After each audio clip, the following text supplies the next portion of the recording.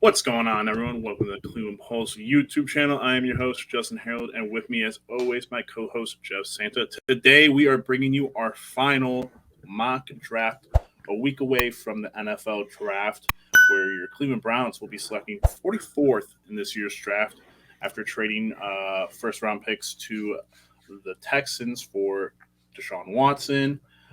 This will be the final mock draft leading up to this. But before we get started, just want to say thank you all for the support. Brown stuff has been a little bit slow. We're still waiting on a couple of players to hopefully sign. We did have big Denzel Ward extension that came up, and there will be more news to report on. Obviously, OTAs starting and such, but all that being said, thank you for your support. Make sure you guys are subscribing, leaving comments, and leaving likes on the videos. All of it helps. With that all being said, Jeff, how are you doing? I'm doing great. We're back on the PFF sim, and I see Aiden Hutchinson is going 1 overall. So Have you already started yours up? I've already done a little sneak peek. So I'm interested to see what we do at 44. I can't wait for this draft. I was excited for last year's draft. I can't wait for this draft in a week's time. So let's get into this final mock. Yeah, so for me, I'm looking at Aiden Hutchinson did go first in my draft too. Gardner went second. This is Dude, same with me. I wonder if it's the same for us. No, it's not. Little... It does switch, but a Gardner goes second for mine too. That's too early for me. So looking at it, first wide receiver taken is still Jameson Williams. I feel like PFF. I don't know if we were right to do PFF, but they love wide receivers. Well, it's just interesting that obviously Williams is hurt and everything. Malik Willis is the first quarterback to go off the board with Washington. Garrett Wilson goes to the Vikings. This is interesting. Just doing a quick glance over, a very interesting start to this draft. Then we get into the second round. You see Ritter's taken with the Lions' second round pick, which is interesting. And then Kenny Pickett to the Seahawks. Interesting. And then the guy that you were not, or you were tweeting about not too long ago, Sam Howell to the Falcons in the second round. So I think that's pretty interesting that, 3 quarterbacks taken in the second round. And I'm guessing Malik Willis was the only quarterback taken in the first round then. I didn't really look through it too much, but that's where we're at. So we're sitting at pick 44. And already board is pretty stacked on DNs. At this time, we're still waiting for Clowney. The rumor is that he's likely to re-sign with us. A couple of players like Jarvis Landry and him are rumored to still be in talks with the Browns. But at this point in time, for me, I'm not even going to waste time. I'm going to go to the edge department, and I'm going to find us a DN. And not a lot of these guys are people that I have too much stock on. Obviously, it's really interesting and I know I'm kind of going on a tangent here, but the one thing that I'll note with PFF is they're not, wizards. There could be completely different guys available. Right. Here, the only other position I would maybe look at is wide receiver, but I think the conclusion is, or not the conclusion, but a thought is that apparently, I don't know if this is true or not, Treylon Burks falling to the second round somehow is a possibility, or the Browns trading up if he does fall into the late first round is an idea. But for me, it's a no-brainer. You got to go DN here. In my mind, it's Drake Jackson. There's a lot of fucking Drakes. Or Josh Pascal. I thought last time I did this, I think I picked Pascal here, and I'm going to stay there. Taking the kid out of Kentucky. So that's my first pick. Jeff, who do you have available, and what are you thinking? I have the same. Still available. I have the same, basically same pool of players available, which is kind of what I like about PFF because it's random. But as far as if you pick the same team, it kind of becomes populated in the same way. Now, I saw a tweet that was talking about the percent chance of Pro Bowl wide receiver, all pro wide receiver, percentages if you pick them after the 75th pick. And it's really low. So I guess recently, I think it was from 2018. So with that being said, I go and look at the wide receivers.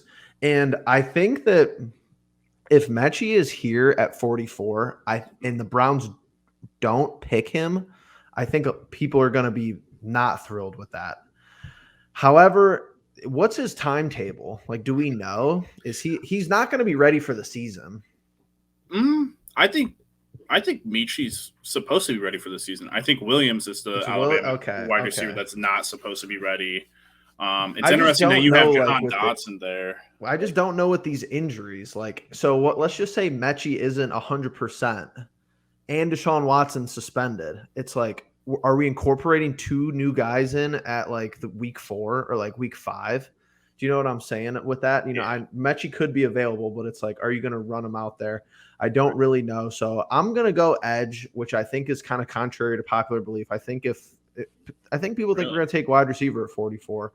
And I'm going to go with Nick Bonito out of Oklahoma. interesting.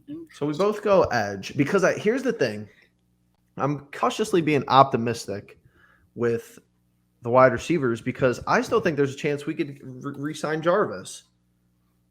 Yeah, I find it interesting because the Jarvis thing to me is, I think if Jarvis is going to sign with the Browns, it has to happen before the draft. I think. Me too. And we could be trading on draft day. I think if Burks falls to the second round, you're 100% correct. We're going to move up. We're going to try our best to move up. Yeah, you could be seeing like us dealing Baker on draft night. Like, you really never know. Right. That's like a very JOK like pick. Like the dude falls for whatever reason. Like again, I'm seeing people think he's gonna fall, and like again, I'm sitting here like, all right, what's like the reason? Because he ran a little, he ran a little slow for his 40 time. I mean, I guess like that's the part of the combine and pro days that can kill like certain positions. Is like if you run a slow 40 as a wide receiver, you're going down the pipe a little bit. But I'm sitting back here. You saw I was on the tight ends for a minute. I was on wide receivers as well. I'm trying to think, position of need. Obviously, D tackle could also be something that we look at here. And that's probably the position I'm going to go for. But, Jeff brought up a very good point about wide receivers before 75. And I'm just looking at it now. I have wide receivers and D tackles here. I'm just looking at it here now and who like I would likely pick if, I had some guys available that I thought I liked. The kid from North Dakota State, Christian Watson. Like, yes, he would have been a pick I would like here a lot. And I think that's a likely pick or a guy that like we did with JOK, you could trade up for if you don't get a Treylon Burks or whatnot. I do like Alec Pierce a little bit, but not enough to go from a position of need, like serious need in my mind with D tackle. So I'm just going to go with the easy pick here, Fedarian Mathis. And I got 2 defensive players, 2 on the D line, because obviously right now that's probably the biggest position of just overall, no real depth and no real talent outside of Miles. So yeah, and we're definitely still a week away. So I think you see Andrew Berry do considerable things within the next 7 days, even if it's just ruling players out. I don't think Clowney is going to be signed before the draft because Clowney and his agent are just weird like that. Like they're going to wait till a bad move for them though. Like like once teams draft positions of need and like you're like, all right, well, I don't see him sign until like at least May though. Mm-hmm. And like at the end of the day, even if we took an edge at 44, like we could use an edge at 44 and Clowney, really, especially with Clowney's like injury history. But I don't know. I'm going to disagree with your interior defensive line pick because I just haven't seen a lot of evidence that Andrew Berry values that position. And I've been seeing these interesting theories about how that might be on purpose because I think teams are going to want to run against us. It has to do with the difference between running on us and throwing on us. Because in theory, throwing on us is going to be more difficult anyway because of our depth at cornerback. And if Miles has another career year like he just did. So I think it's going to be interesting to see there. I'm going to go wide receiver. I think we could maybe even trade for Akeem Hicks or somebody like that for the interior defensive lineman, get some more prove-it deals in there like we did last year. I'm going to go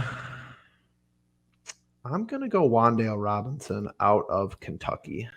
a name I've heard a Yeah. little bit, but if we go wide receiver with that pick, and regardless if we have Jarvis or not, I think that will be interesting.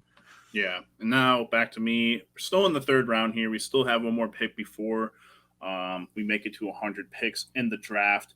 I'm sitting at tight end, wide receiver. Now, obviously, you got rid of Austin Hooper. So your top two guys as of right now are David Njoku, who's still sitting on the franchise tag, and Harrison Bryant. And also returning Stephen Carlson for that matter, I think, for the most part. But at the end of the day, it's still very much, wide receiver, tight end oriented. And for me, I'm actually very stuck between Woods and Bell. And I've seen a lot of people talk about Justin Ross as a wide receiver. I don't personally like him. His production wasn't very good in Clemson. But He's had a lot of injuries. yeah, his height and his measurables are very good at the wide receiver position. However, I just sit here and I'm like, David Bell is a very solid pick, to cap off the third round. But does the need of a tight end, perk itself up a little bit more than wide receiver? I think not. I think David Bell. There's still a need. There's still a need at wide receiver, despite what I think might actually happen in this draft. So, and what I've done up to this point. So I'm just gonna go David Bell here out of Purdue, the Boilermakers. So I think it gets interesting with wide receiver because you think about our offseason. We added Cooper. yeah. We lost Jarvis. Obviously, we still have DPJ. We drafted Schwartz last year. Jakeem Grant might take reps at wide receiver. That might be unlikely, but it could be the case. We signed Javon Wims the other day, along with the D end, Isaac Rochelle. Have you seen the rumors out there of Deshaun Jackson? And Deshaun Jackson just said the Browns were one of the 4 teams he would play for. I don't know if I'm thrilled with the Deshaun Jackson experiment. And you still have Demetric Felton. If we have all 3 of our running backs, Demetric Felton is going to have to take wide receiver snaps.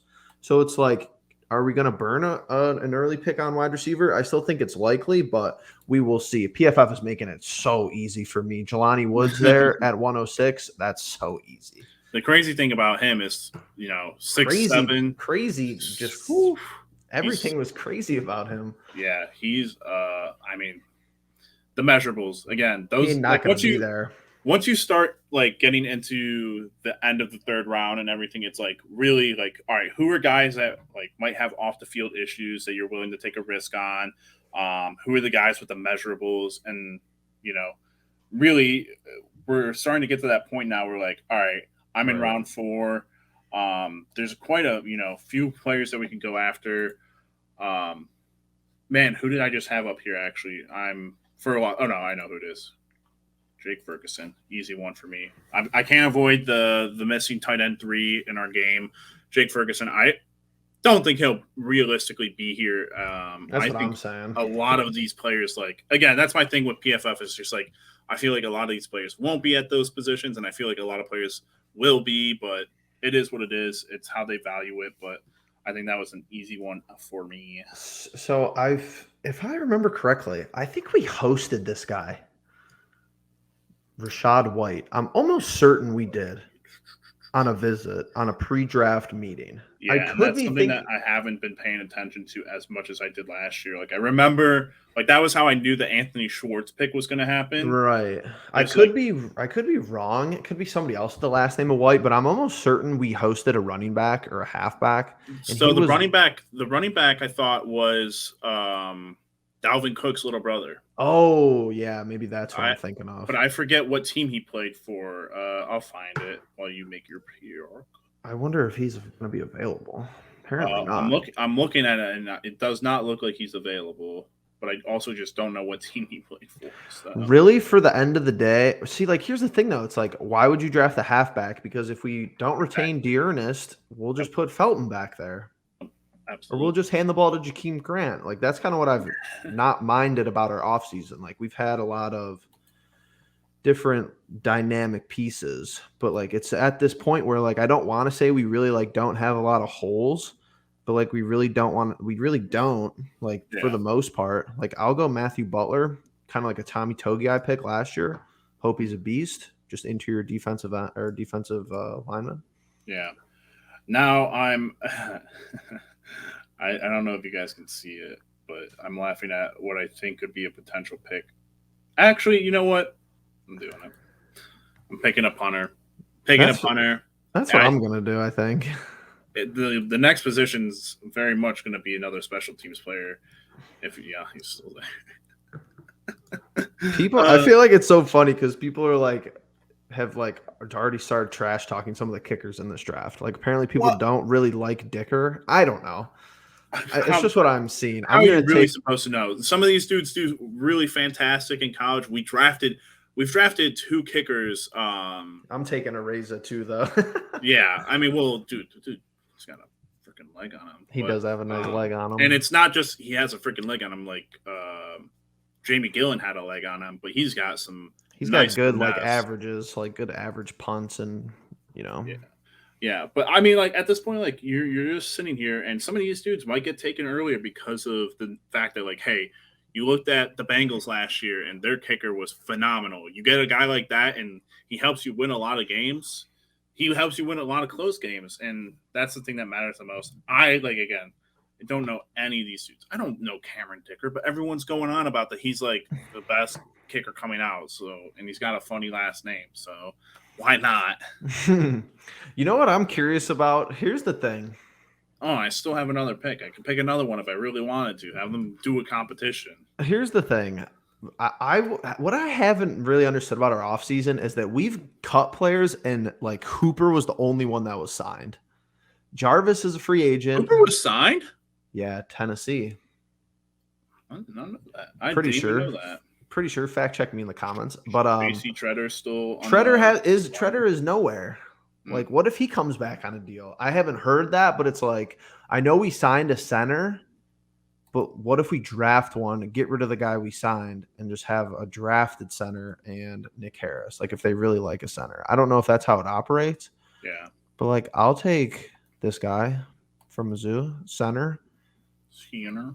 Might as well. We still got one more pick here. I'm just scrolling to see who are the remaining quarterbacks, just to see. I at this point, I don't know what the heck we're gonna do. You get to this point, and you're like, all right, well, we signed Ronnie Harrison. This was an idea I thought could be an earlier pick with safety. You still don't know what you're getting with LeCount. Might go look at the linebackers really quickly to see if I know anyone here. Don't. Not a clue. Actually, Josh Rosh. Come on. Is this who I? Nope, not who I thought it was. All right. Yeah, I don't know what I would do in these last rounds. This is like, again, if you can get a steal, good. If you can get a guy that you have had picked out for a long time, great. Right. But like that's the big thing about why GMs get paid the big money. Is like you have to make a lot of these picks matter, or you got to use them in trades in order to go out and get, I don't know, more capital or better guys. Who knows? But I'm just going to take a safety because don't know what's going on with Richard LeCount. Ronnie Harrison only back on a 1-year deal, and that's that. Yeah, I'm taking the kicker.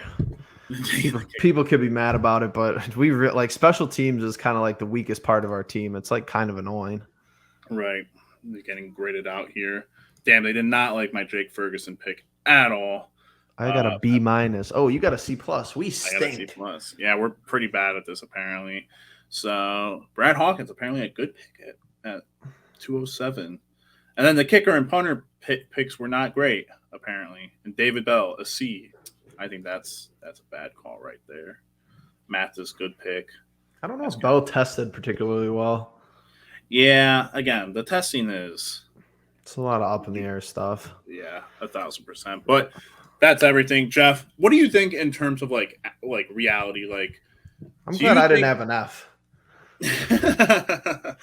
I mean, who knows? We could end up with if we end up with one of these picks. In general, it'll be pure luck that we even thought about it, but maybe outside of the kicker and the punter. It'll populate. We said the same thing last year. It'll populate like 48 hours before the draft. Yeah, it's going to be tougher for us because we don't have a first rounder, but Exactly. That's exactly what I was going to say. We had guys on our radar last year. We had Greg Newsom on our radar last year. We Hmm. had JOK on our radar last year, Yep, and we we were ended pretty up with good both of last them. year. This year's a But lot different, though. yeah, I mean, it's tough when you're picking 44th and you're not picking 26 or whatever it was last year. It's a whole Right. 10 plus picks away. So it is what it is. But let us know down in the comments what you guys think is going to happen on draft night. You think Andrew Berry is going to trade up? You think he's going to sit still? You think there's a particular player falling down the draft boards that could potentially be there at 44 that we didn't originally think? I think the Treylon Burks thing is interesting, but I don't think he falls all the way to 44. I think you have to have a scenario where you trade up like JOK. But yeah, with that being said, make sure you guys are subscribing, liking the video, and leaving comments. And with that being said, we'll catch you in the next one. Peace.